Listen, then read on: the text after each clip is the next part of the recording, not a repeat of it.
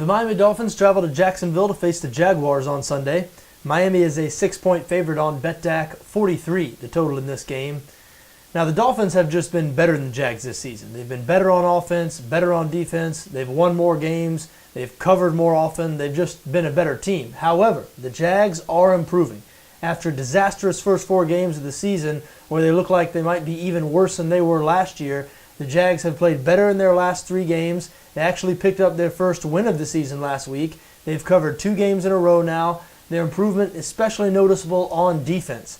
This was a defense that over the first 4 games allowed more points than any defense since the 1970 AFL-NFL merger has allowed in the first 4 games of any season. So it appeared to be a historically bad defense, but over the last 3 games they've surrendered just 39 combined points. So definite improvement on that side of the ball. However, 2 key injuries last week to that defense. One devastating injury. The injury to middle linebacker Paul Posluszny, a pectoral injury that's going to force Posluszny to miss the rest of the season. That is just devastating for the Jacksonville defense. Not only is Posluszny the best player on that defense, but he is the captain and undisputed leader of that defense.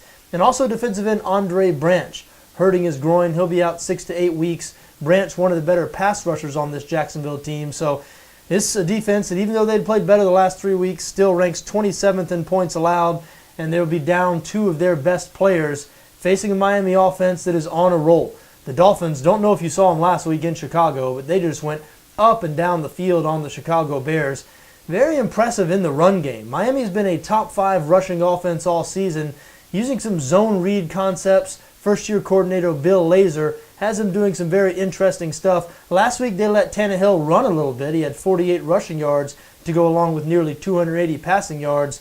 He was on fire throwing the football. And listen, with this Miami offense, with the way they're looking right now, the momentum they have, facing a Jacksonville defense that will be without a couple of their best players, I really think the Dolphins have an excellent chance to really lay one on the Jags here, because the Jacksonville offense just not very good at all. I mean, it's to be expected. Sometimes there's 6 rookies on the field at the same time for the Jacksonville offense, including their quarterback Blake Bortles, who has been very turnover prone here in his brief NFL career.